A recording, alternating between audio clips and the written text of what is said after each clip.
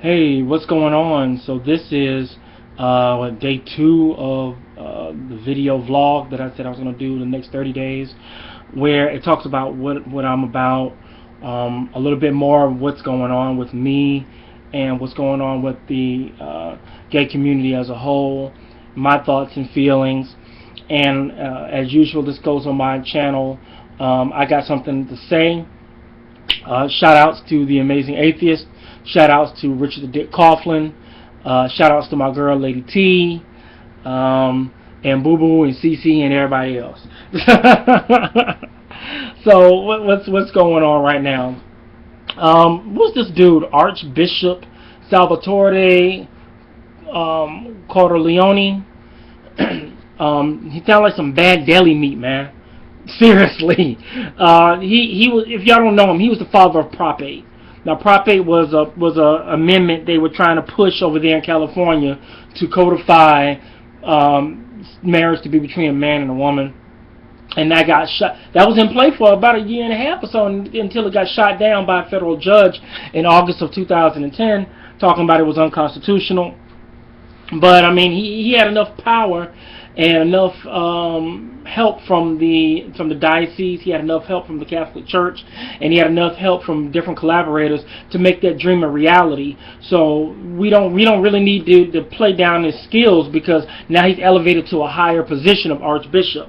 So, you know, he's more of a threat to the gay community as we could possibly imagine.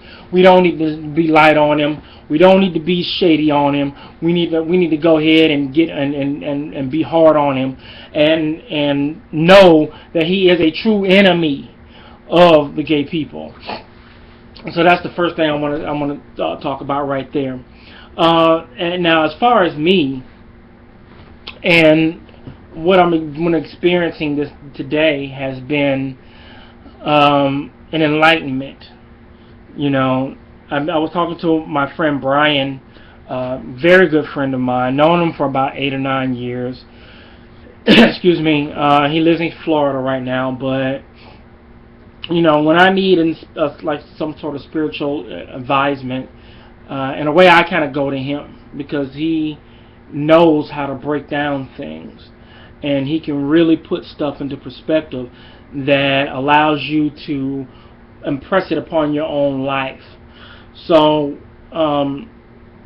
you know, he's going through so many things right now, and I was talking to him about, you know, past relationships, the things that I've been going through, my relationship now, and all of the nice stuff.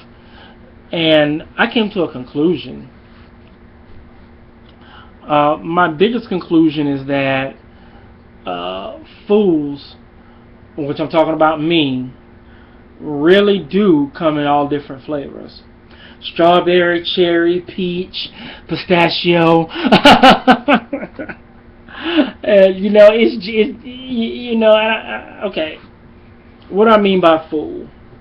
You know, you want things in your life to work out so bad, man. You know, and I mean, I'm not living the worst life right now. It's not where I want it to be, but I'm coming up there. I'm getting my little bit of fame. I'm writing these books. You know, I talked about that in my previous post, if you see on this channel, but I'll talk about it again. I wrote 2 books called For the Love Of, that hopefully that Publish America will get up off their ass and get down to it. They should be, they've passed the text editing phase. They should be on the design phase of it right now. But I want like Random House to come and see me. I want like a big name publisher to come and see me, because I got something to say. Everything that's you know what? Everything that's inspirational, like for right now, my friend Brian, he's a writer as well, and he writes way better than I do.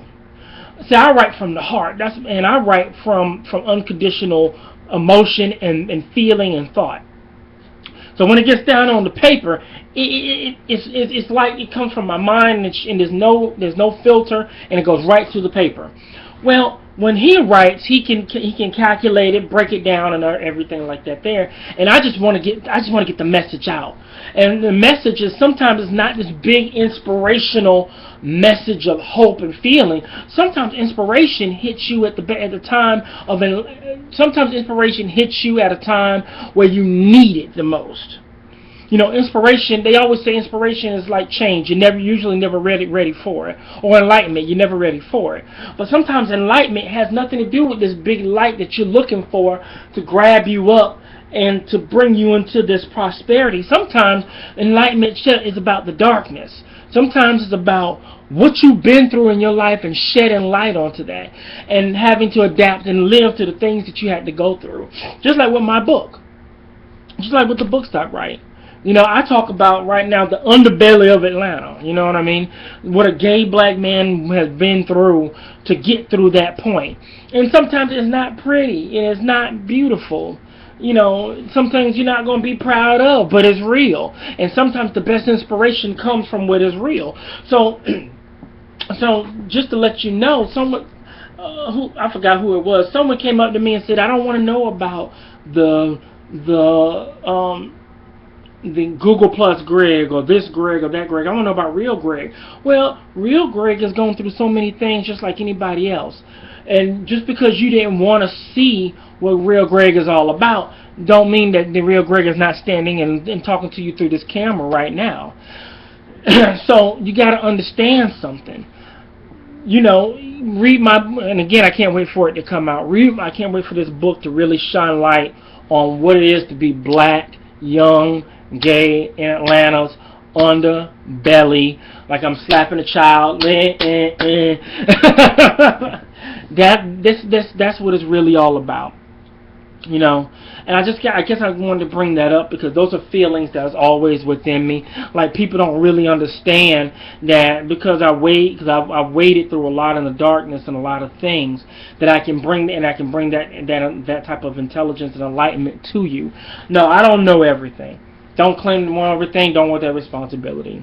But the things that I have been through are real, and I know I can't be the only one that has been through it. You can't come up and tell me, well, Greg, you're the only one that's been through it. No, there's other people that's going to relate to exactly what I'm talking about. And people are going to hate me for it because I'm touching the heart, the dark part of the heart of something that people are not ready for.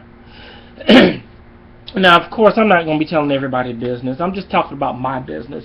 And, of course, everything in my book is fictional. It's inspired by the things that I've been through, so no one got to worry about their business being all about there. But, I thank everybody that I've ever encountered with being in living in Atlanta and living in period, because without them, I would never have anything to write about, something that moves my heart, something that moves me in general. So I just want to say thank you to everybody. And until tomorrow, I've said what I had to say.